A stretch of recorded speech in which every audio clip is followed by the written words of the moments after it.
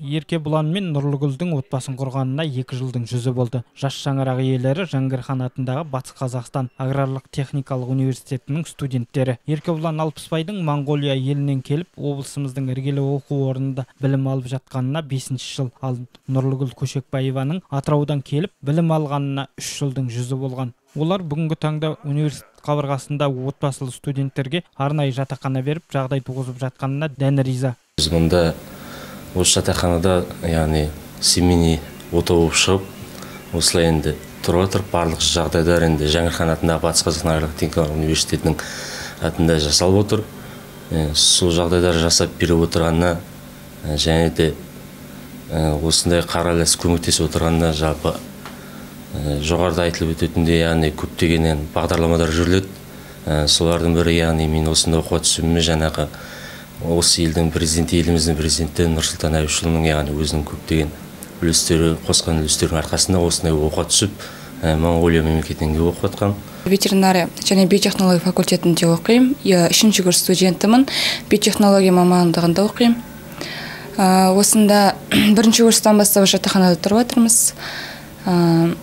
Жағдайлардың барлығы жасалған, әсіресе сол жас отбасыларға, магистратура түскен студенттерге барлығына. Еркебұлан мен Нұрлыгүл бүгінгі таңда бір ұлдың ата-анасы атанып отыр. Бөбектері қазіргі таңда Монғолияда атасы мен әжесінің қолында. Жас отбасы иелерінің ендігі мақсаттары аталмыш елдегі әке-шеше туыс бауырларды Алматы облысына көшіріп, өздерінің осы облысқа қарасты ауылдық елді мекендердің бірінде дипломмен ауылға бағдарламасы аясында қызмет етпек ниеттері бар. Мамандығымнан тысқа жұмыс жасаймын, кешкі кезектікте жасаймын, яғни күзетші жасаймын.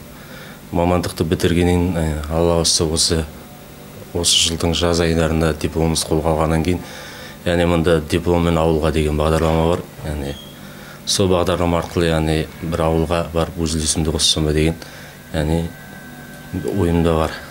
Біз осы бейне жаңалығымызда отбасылы студент жастардың жағдайы туралы зерттеп зерделеудеміз. Мұратбек Ержақыптың айтуынша, мұндағы жатақханада 10 шақты отбасылы студенттер бар. Олардың барлығына жайлы жатақханадан орын берілген. Сондай-ақ отбасылы болмаған жастарда жеткілікті, алайда барлығына бірдей толыққанды жағдайлар жасалуда. Осы университет қабырғасында жүріп, студенттеріміз ерлі-зайыпты болып отбасын құрып жатады. Оларға да біз университетте тығыз байланыста жұмыс жасап, оларды далаға жібермей, өзіміздің жатақханаларымызды алып қаламыз. Жаңа өздеріңіз байқағандай, номер 3-ші жатақханада бізде 10 шақты отбасылы студент семьясы тұрады. Онда балалармен де тұрады. Өйткені біз 2-ші, 3-ші қабаттарды арнайы сондай отбасылы жанұяларға арнағанбыз, жаңа жанұя құрған студенттерге. Өйткені ол мысалға біздің университетіміздің бір студент жастармен жүргізетін саясаты 1-ші курсқа түскеннен бастап 5-ші курсқа шейін, тіпті курс студенттік өмірді бітіргеннен кейін магистратура, докторантураға түскен мамандарымызды қамтамасыз етеміз. Және оқытушыларға арналған 72 пәтерлік тұрғын үймен және 44 пәтерлік тұрғын үймен қамтамасыз етілді. Және де алдағы жыл жоспарланып жатыр. Негізі 50 пәтерлік тағы да жас оқытушыларды қолдау мақсатында пәтер салу жоспарлануда. Біз сондай қаламыздағы іргелі оқу орындарының бірі Махамбет Өтемісұлы атындағы Батыс Қазақстан мемлекет университетіне де хабарласқан болатынбыз. Мұндағы мамандар соңғы 3-4 жылда отбасылы студенттер тіркелмегенін айтуда. Нұрлыбек Қыдырғалиұлы, Темірболат Тоқмамбетов, Наурыз Халитов, Жайық Пресс ақпарат орталығы.